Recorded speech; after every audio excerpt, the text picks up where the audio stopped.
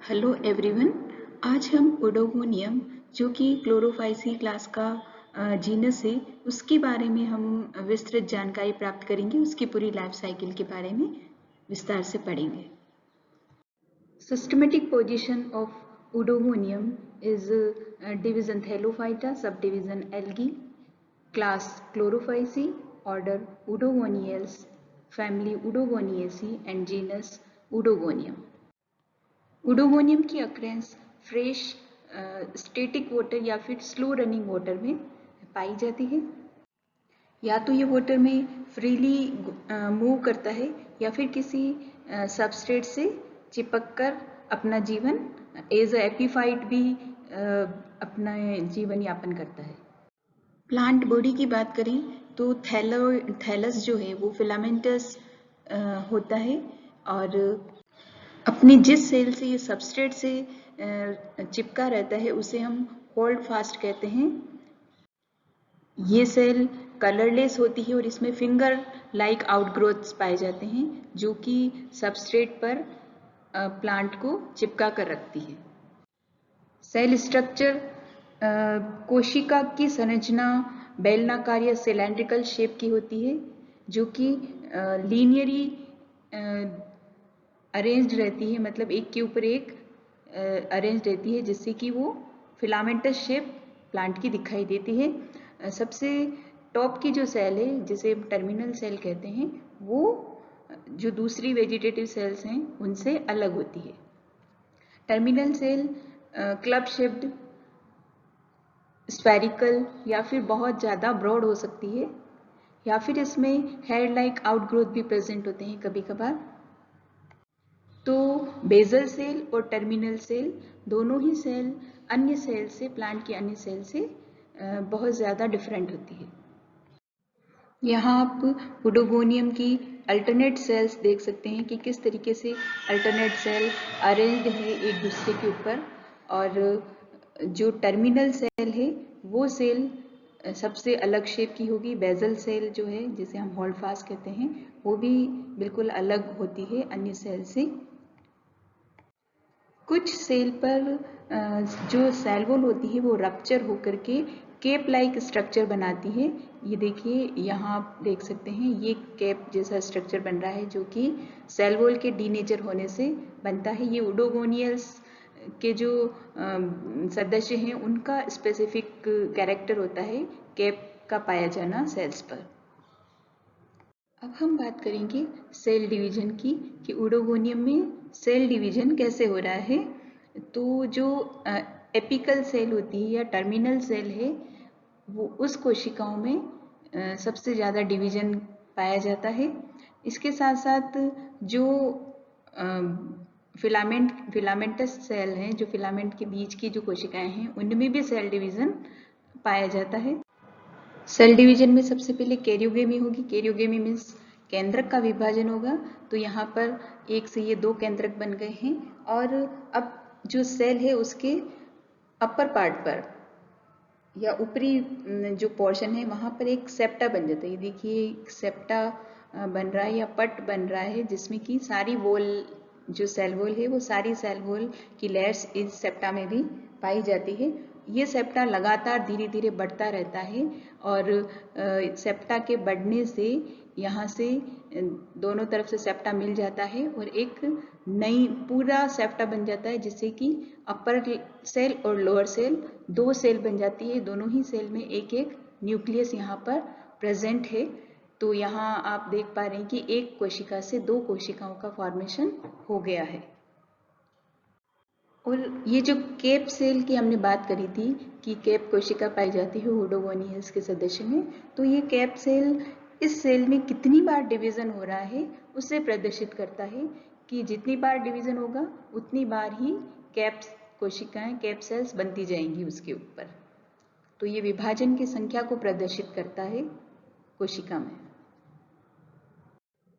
अब आगे बढ़ते हैं कि ओडोगोनियम में रिप्रोडक्शन कौन कौन से पाए जाते हैं। तो ओडोगोनियम में वेजिटेटिव रिप्रोडक्शन, एसेक्सुअल रिप्रोडक्शन और सेक्सुअल रिप्रोडक्शन, तीनों ही प्रकार की रिप्रोडक्शन ओडोगोनियम में पाए जाते हैं।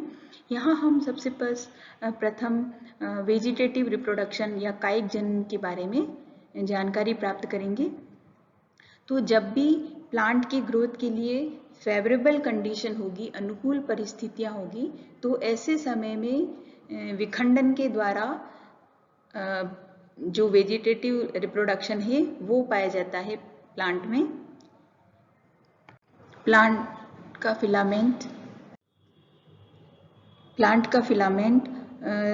कहीं से भी दो हिस्सों में या दो से अधिक हिस्सों में टूट जाता है और हर हिस्सा एक नया प्लांट में ग्रो करता है, जिससे कि वेजिटेटिव रिप्रोडक्शन होता है।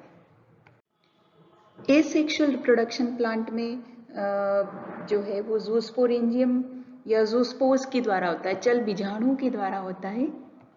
और प्लांट में ज़ूस्पोर फॉर्मेशन जो है वो जब प्लांट के लिए फेवरेबल कंडीशन होगी, प्लांट को जब फेवरेबल टेम्परेचर, लाइट, न्यूट्रिशन मिलेगा, तो ऐसी परिस्थिति में प्लांट में ज़ूस्पोर्स या चल बीजाणुओं का निर्माण होगा।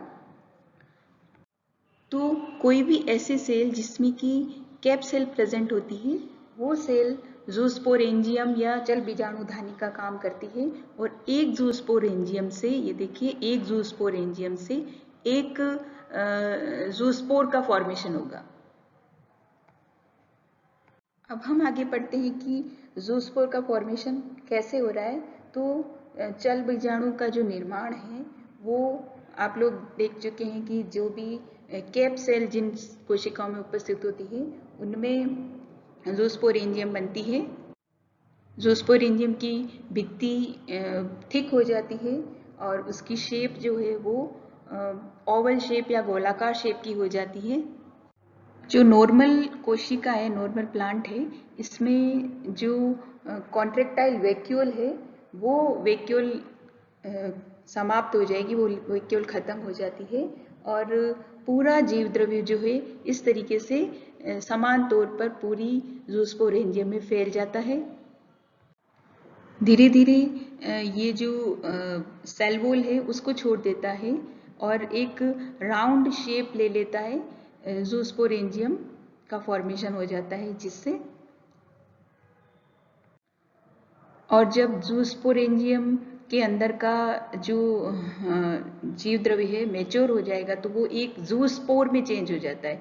ज़ूस्पोर में टॉप पर या एपिकल पार्ट पर कुछ फ्लेजिला प्रेजेंट होती है और नीचे की तरफ सारे बेसल ग्रेन्यूल्स और अदर सेल ऑर्गेनेलिस प्रेजेंट होते हैं। जब ये ज़ूस्पोर मैच्योर हो जाते हैं तो उस परिस्थिति में क्या होगा, ज़ूस्पोरेंजियम की सेल वॉल डीनेचर हो जाएगी, यहाँ से रप्चर हो जाती है, फट जाती है और ये ज़ूस्पोर एनवायरनमेंट में रिलीज हो जाता है। इस स्लाइड में आप ज़ूस्पोर फॉर्मेशन का पूरा प्रोसेस देख सकते हैं कि कैसे ज़ूस्पोरेंजियम में ज़ूस्पोर फॉर्मेशन हो रहा है। ओडोगोनियम में एसेक्सुअल रिप्रोडक्शन का दूसरा मेथड है एकाइनेट या निश्चेष्ट बीजाणुओं का बनना। और ये निश्चेष्ट बीजाणु उस कंडीशन में बनेंगे जब एनवायरमेंटल कंडीशंस प्लांट के लिए फेवरेबल नहीं होगी। तो जिन कोशिकाओं में निश्चेष्ट बीजाणुओं का बनना है, तो वो वाली जो सेल्स हैं वो सेल्स बहुत अत्यधिक मात्रा में स्टार्च और अपना फूड मटेरियल स्टोर कर लेती है और रेड कलर की हो जाती है। इसके साथ ही अपने चारों तरफ एक थिक बहुत मोटी वॉल फॉर्मेशन हो जाता है उसके चारों तरफ, जिससे कि जो अनफेवरेबल कंडीशन उसको सहन करनी है उसको आसानी से वो पार कर सके। तो एकाइनेट डार्क ब्राउन या रेड कलर का बैरल शेप्ड स्ट्रक्चर होता है और ये ओडोगोनियम की पूरे प्लांट पर चेन की तरह लगे रहते हैं, श्रृंखला में बने रहते हैं और जब भी अनुकूल परिस्थितियां आती हैं तो ये जर्मिनेट होकर के एक नया प्लांट ग्रो करते हैं। Third method of asexual reproduction is aplanospores या अचल बीजाणु। अचल बीजाणु थिन वॉल के बनते हैं, जबकि जो एकाइनेट्स हैं वो थिक वॉल्ड स्ट्रक्चर होते हैं। ये दोनों के बीच में मेन डिफरेंस है। और अचल बीजाणु का निर्माण भी इसी तरीके से होता है और वो भी एक न्यू प्लांट ग्रो करते हैं जर्मिनेट होकर के।